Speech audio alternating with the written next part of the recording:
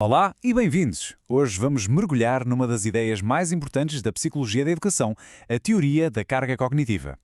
Vamos tentar perceber porque é que, por vezes, aprender parece uma verdadeira batalha e como podemos alinhar o ensino com a forma como o nosso cérebro de facto funciona. Toda a gente já sentiu isto, não é? Sentamos-nos para estudar uma coisa nova e parece que nada fica na cabeça. É uma sensação de sobrecarga, de confusão total. Mas atenção, a culpa não é nossa, é uma consequência da programação do nosso cérebro. E a resposta a esta pergunta pode mesmo mudar a forma como encaramos a educação. Para começar, temos de ir diretos a um dos maiores equívocos no mundo da aprendizagem, que está mesmo no centro desta teoria. E tudo começa com a nossa relação, por vezes complicada, com a memória. Ora bem, esta frase é do John Sweller, o criador da teoria que estamos a explorar, e é, no mínimo, provocadora. Numa cultura que muitas vezes diz que o importante é compreender e não decorar, Sweller vira tudo ao contrário. Para ele, não dá para separar as duas coisas. Aprender é, na sua essência, guardar informação na memória de longo prazo. Ponto final. O que realmente preocupava Sweller era que, ao tratarmos a memória como uma espécie de parente pobre do conhecimento, criámos métodos de ensino que vão contra a nossa própria biologia. Ele percebeu que muitas práticas educativas ignoram o papel central da memória, não como um armazém de pó, mas sim como a base de todo o pensamento complexo. Ok, então vamos aprofundar isto. Se aprender é, no fundo, construir memória, temos de perceber que nem todo o conhecimento é igual. E aqui Sweller baseia-se no trabalho do psicólogo David Geary para fazer uma distinção absolutamente crucial. Pensa nisto. É como se tivéssemos dois sistemas diferentes a correr no nosso cérebro. Um é o conhecimento primário. É antigo, evolutivo, quase automático. É por isto que uma criança aprende a falar. O outro é o conhecimento secundário. É recente, cultural e dá muito trabalho. É por isso que precisamos de escolas. Portanto, o conhecimento primário é aquilo para que a evolução nos treinou durante milénios. Falar a nossa língua, reconhecer caras, perceber as regras sociais básicas. Aprendemos isto quase sem dar por isso. Mas o conhecimento secundário, coisas como ler, escrever ou fazer equações, bem, isso são invenções culturais recentes. Os nossos cérebros não evoluíram para as aprender de forma natural. E este é o ponto central. A razão de ser de todo o sistema educativo é esta: transmitir o conhecimento secundário que não conseguimos adquirir sozinhos. É por isso que, segundo Sweller, esperar que os alunos descubram a matemática da mesma forma que aprenderam a falar é um erro de base. Então, se o ensino explícito é tão necessário, por que é que mesmo assim falha tantas vezes? A resposta, meus amigos, está nas limitações do nosso hardware mental. E este número, 7 mais ou menos 2, é uma das descobertas mais famosas da psicologia cognitiva.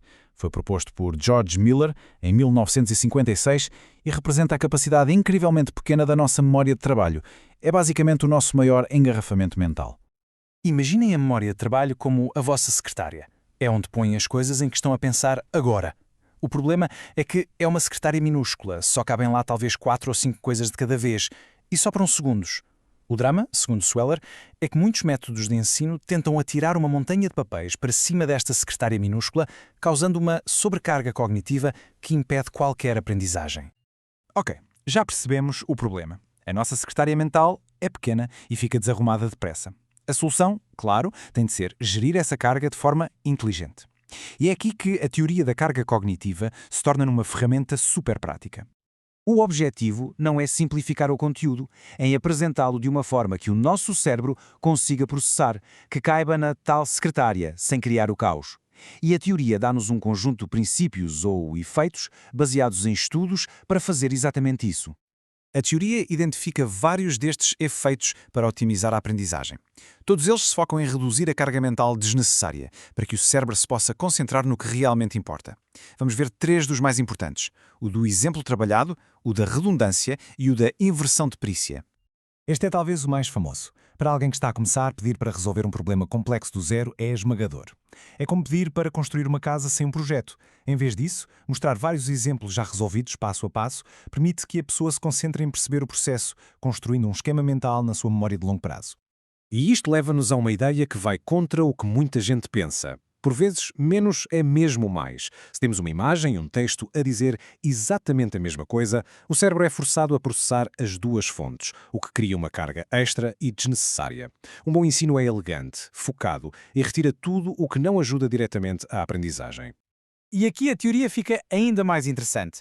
Reconhece que o ensino não pode ser uma receita única. Um exemplo detalhado, que é ouro para um principiante, torna-se redundante e até irritante para um aluno avançado. À medida que o conhecimento aumenta, a orientação tem de diminuir para dar espaço ao mais desafio. O ensino tem de se adaptar.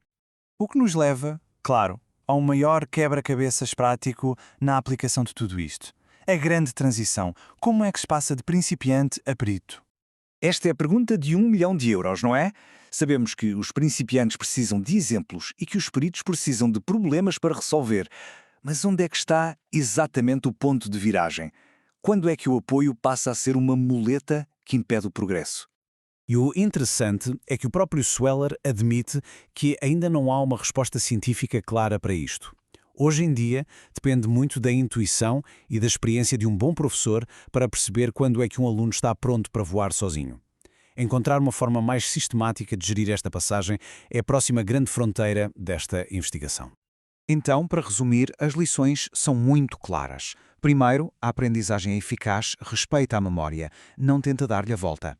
Segundo, exige que se dê aos principiantes o apoio claro de que precisam.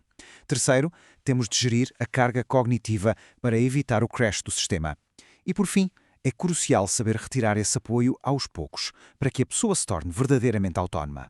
E termino com esta reflexão. A teoria da carga cognitiva é muito mais do que um conjunto de técnicas de ensino. Oferece-nos uma nova lente para olhar para a aprendizagem. Desafia-nos a parar de lutar contra a forma como os nossos cérebros funcionam e a começar a trabalhar com eles. E essa pequena mudança de perspectiva, bem, pode fazer toda a diferença.